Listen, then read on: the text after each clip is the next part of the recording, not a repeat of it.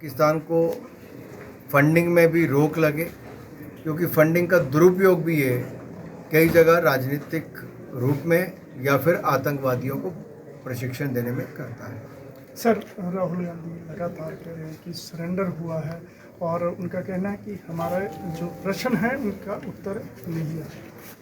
मुझे लगता है कुछ लोगों ने तय कर लिया है कि पाकिस्तान की बोली बोलनी है। एयर स्ट्राइक हुई, सर्जिकल स्ट्राइक हुई और अब ऑपरेशन सिंदूर हुआ। तीनों बार राहुल गांधी जी के बोल पाकिस्तान के बोल जैसे थे। डोकलाम में अतिक्रमण जब चीन ने करने का प्रयास किया और भारतीय सेना ने मुंह तोड़ जवाब दिया, तब भी राहुल गांधी जी भारतीय सेना के पक्ष में नहीं आए। वो बंद कमरे में चीन अधिकारियों के साथ बैठकें करते रहे, न जाने क्या क्या वहाँ पे तय हुआ, और फिर राजीव गांधी फाउंडेशन में करोड़ों रुपए लिए भी गए। आज जब पूरा देश एकजुट है, कांग्रेस के सांसद भी विदेश में जाकर भारत की बात को रखी, भारत के पक्ष में बोले, लेकिन कांग्रेस के नेता पाकिस्तान की भाषा क्यों बोल रहे हैं? दूसरा, जयराम रमेश जी ने उन्होंने तो यहाँ तक कह दिया कि एक तरफ आतंकवादी घूम रहे हैं और वहीं पे सांसद भी घूम रहे हैं। यानी कि आतंकवादियों के साथ सांसदों की तुलना करना ये कांग्रेस की मानसिकता को दिखाता है। सर, पिछले कल मुख्यमंत्री इंदिरा दौरे पर आए थे, उन्होंने कहा कि भारतीय जनता पार्टी 5 वोटों में से क्या कहना? मुझे लगता है मुख्यमंत्री जी के पास हिमाचल में कुछ करने के लिए नहीं है। हिमाचल प्रदेश को 1 लाख करोड़ से ज़्यादा के कर्जे में डुबा दिया है। मैं पिछले 1.5 दिन में 3-4 विधानसभा में जाकर आया और हर विधानसभा में पानी के लिए त्राही त्राही मची हुई। 10 गारंटियाँ जो दी थी उनका कोई नामो निशान नहीं, पूरी कोई हो नहीं। तो जनता का ध्यान भटकाना हो, गारंटी की बात ना करनी हो, तो वो ऐसा ही कहेंगे। हालत कांग्रेस की खराब है, जहाँ कैबिनेट में भी एक दूसरे पर आरोप प्रत्यारोप लगते हैं। मुख्यमंत्री उप मुख्यमंत्री की बनती नहीं, मंत्रियों को भेजा जाता है मनाने के लिए, और ये दिल्ली ने पूरे देश भर में चर्चा है कि हिमाचल की कांग्रेस बटी पड़ी है और उसका खामियाजा हिमाचल प्रदेश की जनता को भुगतना पड़ रहा है। देखिए, भारत में जो पहलगाम आतंकवादी हमला हुआ, उसको लेकर भारत ने एक जवाबी कार्रवाई की, ऑपरेशन सिंदूर।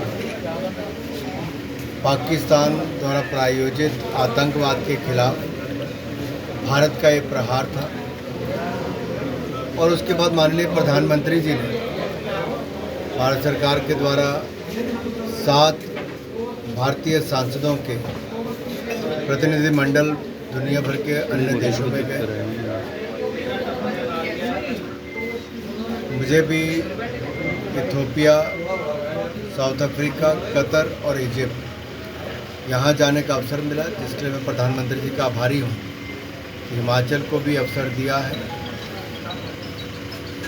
कुल मिलाकर 2-3 बातें बहुत बड़ी सामने आती हैं। एक, दुनिया भर के देशों ने देखा कि भारत का लोकतंत्र कितना मजबूत है, कि विपक्षी दल के नेता हमारे चेयरपर्सन के रूप में गए थे, और प्रमुख विपक्षी दल जैसे कांग्रेस के भी अन्य जो विपक्षी दल है उनके सांसद भी इनके हिस्सा बने, और सब ने अपनी राजनीतिक विचारधारा से ऊपर उठकर, अपने क्षेत्र से ऊपर उठकर भारत के पक्ष में बात रखी, भारतीयों की बात रखी, और एक बड़ा और कड़ा संदेश दिया कि 140 करोड़ भारतीय एकजुट हैं आतंकवाद की इस लड़ाई।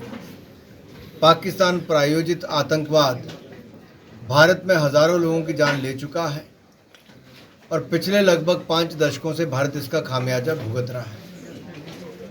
ये निर्णायक लड़ाई है, और भारत ने इस ऑपरेशन सिंदूर में न्यू नॉर्मल तय कर दिया है।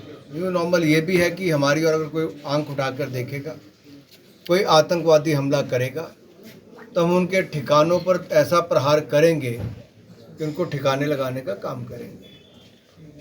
दूसरा, अगर कोई न्यूक्लियर पावर होने के पीछे छिपकर आतंकवादी संगठनों को अपनी धरती पर प्रशिक्षण देगा, तो उसको सहन नहीं किया जाएगा। तीसरा, हम कोई फ़र्क नहीं देखेंगे कोई देश द्वारा प्रायोजित आतंकवाद हो या आतंकवादी संगठन हो, हमें इनमें कोई भिन्नता नहीं। हमारे लिए दोनों एक ही तरह के हैं क्योंकि दोनों आतंकवाद को बढ़ावा दे रहे हैं। हमने कुछ बातें और भी बताई कि जैसे पाकिस्तान में 14 दिन तक आतंकवादी संगठनों के खिलाफ पाकिस्तान ने कोई कार्रवाई नहीं की। लश्कर तैयबा का द रेजिस्टेंस फ्रंट जिसने जानकारी ली थी, जिसने जिम्मेदारी ली थी कि वो हमले के पीछे हैं, पाकिस्तान ने कोई कार्रवाई नहीं की। तब जाके हिंदुस्तान ने 14 दिन के बाद प्रहार किया, वो भी आतंकवादी ठिकानों पर। किसी नागरिक वाली बस्ती पर हमने कोई प्रहार नहीं किया, ना ही कोई बम धमाके किए। दूसरा, पाकिस्तान इसके बावजूद पाकिस्तान की आर्मी ने भारत पर हमला किया, भारतीय नागरिकों पर हमला किया और उनकी जानें गई, गुरुद्वारे पर हमला हुआ। इसके बदले में भारत ने एक बार फिर स्ट्राइक की और पाकिस्तान की एयरबेस हो, डिफेंस सिस्टम्स हो, उनको अच्छी तरह से ध्वस्त करने का काम किया, उस पर प्रहार भी किए हैं। जिसके बाद पाकिस्तान ने गुहार लगाई कि वो सीज़फायर चाहता है। अब दुनिया के सामने हमारा इतना ही था कि एक तो भारत का पक्ष रखना, दूसरा global coalition on state sponsor terrorism, यानी कि दुनिया भर के देश एकजुट होकर आए राज्यों द्वारा प्रायोजित आतंकवाद के खिलाफ। और सबसे बड़ी बात यह है कि दुनिया के हर देश ने, हर नेता ने कड़े शब्दों में पहलगाम अटैक की निंदा की, अपनी संवेदनाएं उन्होंने भारत के लोगों के साथ दी और साथ ही साथ भारत के साथ एकजुटता दिखाई है आतंकवाद की इस लड़ाई में। मुझे लगता है ये दल भेजना बहुत सफल रहा, क्योंकि आपने देखा होगा कि इसका लाभ ये मिला है कि दुनिया भर के देशों से सकारात्मक प्रक्रियाएं आई।